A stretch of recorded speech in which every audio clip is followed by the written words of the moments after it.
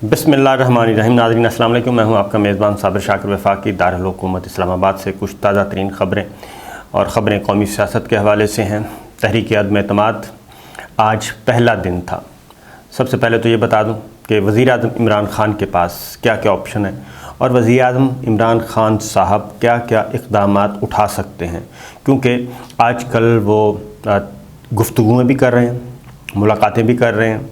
मुलाकातों में वो मुख्तलिफ़ इंदिए दे रहे हैं कि वो क्या क्या कर सकते हैं, और अभी तक जो इस वक्त तक की इत्तला है वो एग्रेसिव है, वो पैसिव नहीं है, एक्टिव है, बल्कि प्रोएक्टिव है और प्रीएम्प्टिव स्ट्राइक करने के मूड में हैं। ये नहीं है कि वो आराम से बैठे हैं और किसी किस्म का वो कंप्रोमाइज़ करने के लिए तैयार हैं, ये नहीं है। फिर बड़े पुरएतमाद हैं, तो वो कर क्या सकते हैं, क्या क्या करना चाहते हैं। और फिर इस वक्त मैं एक बात बता दूं कि सरासीमगी है, और जो बज़ाहिर हर चीज़ नज़र आ रही है कि बड़े सुकून से चल रही है, नहीं, ऐसा नहीं है। हर चीज़ साकन है, ब्यूरोक्रेसी साकन हो गई है, और वो भी देख रही है कि ऊँट किस करवट बैठेगा। काम स्टेट अफेयर्स रुक गए हैं, वफाकी काबीना का इजलास नहीं हो रहा, तीसरा इजलास मुसलसल मुलतवी हुआ, मनसूख हुआ। इसका मतलब है अहम फ़ैसले नहीं किए जा रहे, अहम फ़ैसले करने से रुक गए हैं अज़ ख़ुद।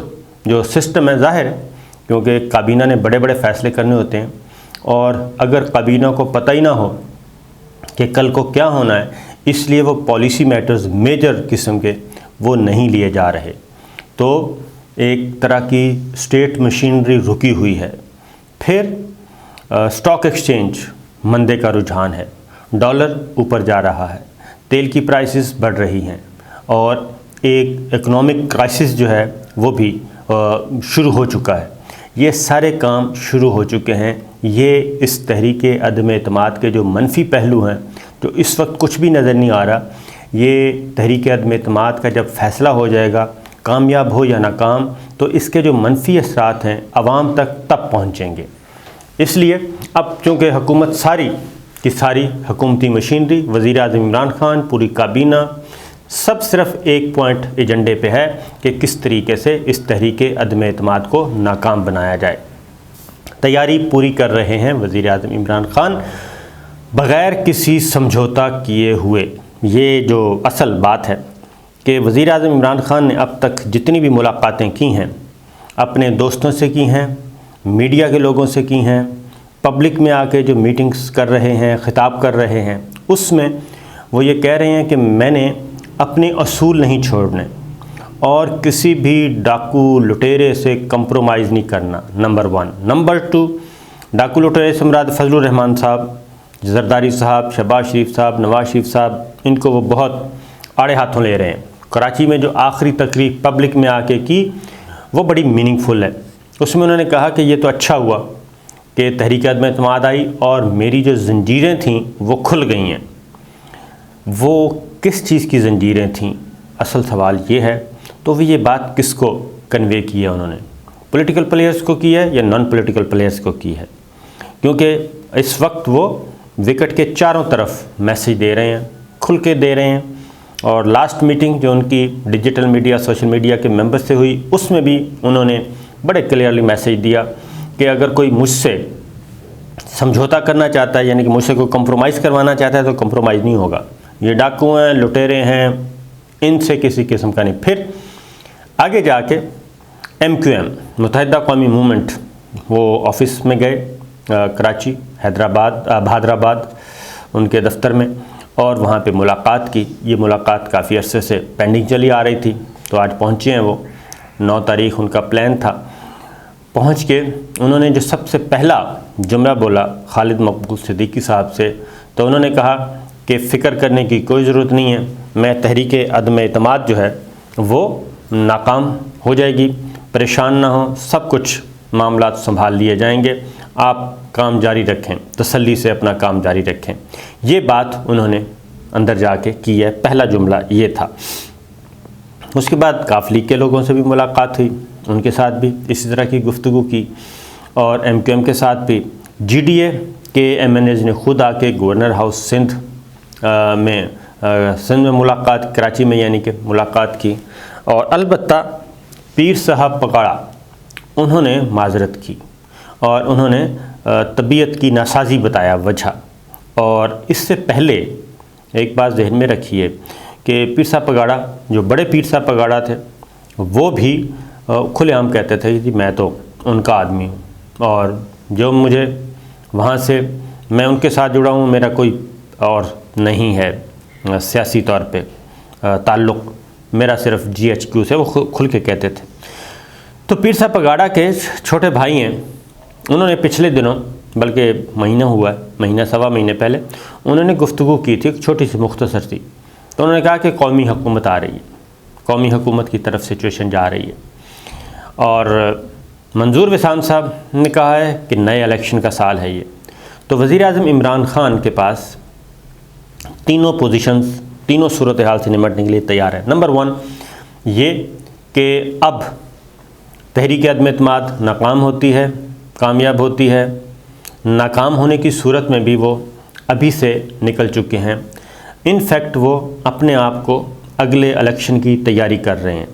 कराची में जो उनकी तकरीर थी, मेल्सी में जो उनकी तकरीर थी, वो भी एक ये ज़ुल्फ़िकार अली भुट्टो मरहूम जो हैं, उनकी भी जो जब उन पे मुश्किल वक्त आया था तो वो भी तकरीर जलसे जुलूसों में इसी स्टाइल में निकले थे। नवाज शरीफ साहब भी इसी स्टाइल में निकले थे। तो इमरान खान साहब भी अपने आप को अपने वर्कर्स को, अपने सपोर्टर्स को तैयार कर रहे हैं कि जनाब हर काम के लिए तैयार रहें।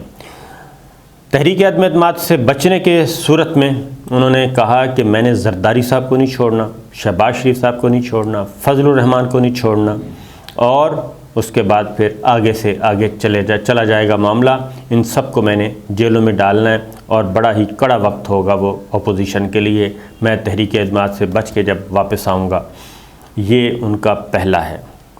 दूसरा, उन्होंने कहा ज़ंजीरें टूट गई हैं। तो ज़ंजीरों का मतलब ये, अब मेरा अपना ख्याल है कि ये मैसेज सिर्फ पॉलिटिकल प्लेयर्स के लिए नहीं था। उसके बाद आगे बढ़ते हैं। तहरीक अदम-ए-इत्तेमाद नाकाम होने की सूरत में उन्होंने कहा कि मैं इनसे ज़्यादा लोग लेके आऊँगा, और मतलब ये है कि फिर मैंने पार्लिमान में बैठना नहीं है, असम्बली में नहीं मैं बैठूँगा। अगर तहरीक अदम-ए-इत्तेमाद कामयाब होती है, अगर मुझे वज़ीर आज़म के तौर पे हटाया जाता है, तो फिर मैं असम्बली में नहीं बैठूँगा, बल्कि मैं फिर निकलूँगा सड़कों पे। और ये तो कुछ भी नहीं लेके आए, मैं इनसे ज़्यादा लोग लेके आऊँगा, 1 लाख लोग पहले दिन ही ले आऊँगा।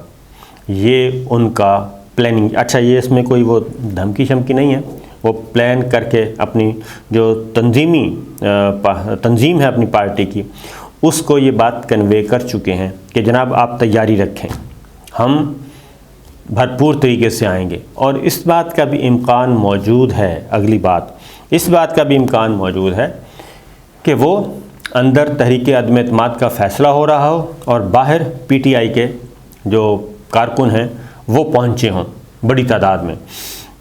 इस बात का इम्कान मौजूद है।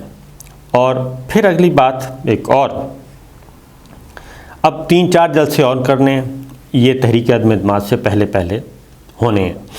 और उसमें भी उन्होंने कहा कि मैं दीर भी जा रहा हूँ, मैंने हफ्ज़ाबाद जाना है, वहाँ पे भी जाके मैं अपनी बात करूँगा, कन्वे करूँगा। अब आहिस्ता आहिस्ता वो आगे बढ़ रहे हैं और अपना प्लान बता रहे हैं कि अगर किसी का ख्याल हो कि मैं वज़ारत उज़्मा से हटूँगा और मैं लीडर ऑफ अपोजिशन के तौर पे अंदर बैठ के बात करूँगा, अंदर बैठ के अपना रोल अदा करूँगा, इसको भूल जाएं। मतलब है कि अगर मुझे नहीं जीने दे रहे ये लोग, तो फिर मैं भी इनका जीना हराम कर दूँगा। ये है तो इलेक्शन की तैयारी। अब अगली बात, क्योंकि ये बात मुझे जो लग रही है कि अब तो वो इस वक्त कौमी असम्बली नहीं तोड़ सकते वो, क्योंकि तहरीक अदम-ए-इत्तेमाद आ चुकी है। उसके बाद वो किसी वक्त भी कोई बड़ा धमाका कर सकते हैं। अब उनके पास कार्ड्स और भी हैं जो असल इस वक्त मुख्तलिफ़ कॉन्स्पिरेसीज़ चल रही हैं। 2-3 चीज़ें चल रही हैं। और नंबर 1 ये ये भी आ रहा है कि जी वो फ़लाँ को सैक कर देंगे, और बहुत ज़्यादा, क्योंकि जो इस वक्त बिटवीन द लाइन जो उनसे लोग मिल रहे हैं और वो बाहर आके जो गुफ्तगू कर रहे हैं, वो ये कहते हैं कि जनाब अभी तो वज़ीर आज़म जो हैं वो खामोश बैठे हैं, अभी तो वो कोशिश कर रहे हैं कि सारी चीज़ें सॉल्व हो जाएं और सारे वापस अपने अपने डरबों में चले जाएं, और एज़ इट इज़ जो चल रहा है सिस्टम इसी तरह चलता रहे, ये इत्तेहाद हुक्मरान इत्तेहाद भी बरकरार रहे, और जो पीटीआई के अंदर बगावत हुई है वो भी ख़त्म हो जाए, और किसी को कुछ भी ना देना पड़े और आगे बढ़ा जाए, और ये सिचुएशन पहले डिफ्यूज़ हो, उसके बाद देखेंगे करना क्या है। ये है उनका अब तक का। अब ज़ाहिर है वो अपनी एक प्लानिंग करके बैठे हैं, क्योंकि वो बिल्कुल ये अभी तक की जो है वो अपना नैरेटिव छोड़ने के लिए बिल्कुल तैयार नहीं है, क्योंकि आखिर में जो बचना है वो नैरेटिव ही होगा, और अगर इस मौके पे कंप्रोमाइज़ करते हैं वो और अपने नैरेटिव पे, बुनियादी नैरेटिव पे कंप्रोमाइज़ करते हैं अकाउंटेबिलिटी पे, तो फिर ज़ाहिर है मामला ख़त्म हो जाएगा, और उसके बाद फिर ये आखिरी जो नैरेटिव वाला मामला है वो भी उनके हाथ से निकल जाएगा, और उनकी पॉलिटिकली बहुत ज़्यादा साख मुतासर होगी। इस वक्त उनकी कोशिश है कि मेरी जो सियासी साख है वो बरकरार रहे, और इक़्तिदार में रहना है नहीं रहना, वो कहते हैं कि मैं इन्हीं शराइत पे, इन्हीं असूलों पे इक़्तिदार में रहना चाहता हूँ। अब दो तीन बातें। नंबर 1 ये कि वो क्या कर सकते हैं, क्योंकि ख़बरें बहुत आ रही हैं, सरासीम की मौजूद है, वो क्या कर सकते हैं। इख्तियारात का इस्तेमाल की बात करते हैं कि वो क्या परवेज़ मुशर्रफ, नवाज़ शरीफ साहब की तरह परवेज़ मुशर्रफ अक्टूबर 99 वाला काम करेंगे कि जनाब सैक कर दें और उसके बाद नया अपॉइंट कर दें। क्या इस चीज़ का सोचा जा सकता है? मेरा ख़्याल है इसका सोचना भी, इसके जो नताइज हैं वो भयानक नताइज होंगे। क्या वो किसी और अहम ओहदे पे तैनात शख्स को सैक कर सकते हैं, उनको हटा के जी नया लगा दें? तो ये भी पॉसिबल नहीं है, क्योंकि ये काम नवाज़ शरीफ साहब ने सोचा था जब धरना आया था, सोचा था कि ये काम कर दिया जाए, लेकिन उनके दोस्तों ने कहा था कि ऐसा कुछ भी ना करें और ये पॉलिटिकली इसको हैंडल करें, सिचुएशन को, इसको लिंगर ऑन करें और सूरत हाल को डिफ्यूज़ करें। तो फिर उस वक्त आर्मी चीफ जनरल राहील शरीफ को दरमियान में एंगेज किया गया था और उनके ज़रिए सूरत हाल को डिफ्यूज़ करने की कोशिश की गई थी। तो लिहाजा हर इख्तियार जो है वो इस्तेमाल करने के लिए नहीं होता। तो प्राइम मिनिस्टर को जो लोग मशवरे दे रहे हैं कि जनाब ये कर दें, वो कर दें, उड़ा के रख दें, तो मेरा ख़्याल है कि उससे सूरत हाल बहुत ज़्यादा गंभीर हो जाएगी, और मुझे नहीं लगता कि प्राइम मिनिस्टर इस तरह के मशवरों पे कोई कान धरने के लिए तैयार हैं। और वो ज़ाहिर है जो उनके अभी तक किसी भी वज़ीर मुशीर ने इनडायरेक्ट भी ये बात नहीं की, और अलबत्ता ये ज़रूर कहते हैं कि प्राइम मिनिस्टर समझौता नहीं करेंगे।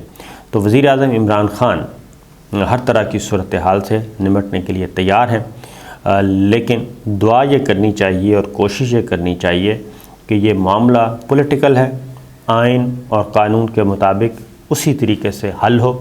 इस तरफ से या इस तरफ से, किस तरफ भी जाता है, इसको एक जमहूरी प्रोसेस समझना चाहिए। अगर इसको ये समझा जाए, अगर इसी थ्योरी के अंदर ही रह के अगर गवर्नमेंट ने फ़ैसले करने हैं कि नहीं इनके पीछे कोई है, इनके पीछे कोई नहीं है, तो फिर मामला बहुत दूर तक चले जाएंगे, और जब बहुत दूर तक जाएंगे तो फिर बहुत ज़्यादा क्या कहना चाहिए, बबल नहीं बल्कि फिर तो अच्छे खासे सियासी धमाके होंगे। तो देखते हैं क्या होता है। ये थी अब तक की सूरत हाल। इजाज़त दीजिए, अल्लाह हाफ़िज़।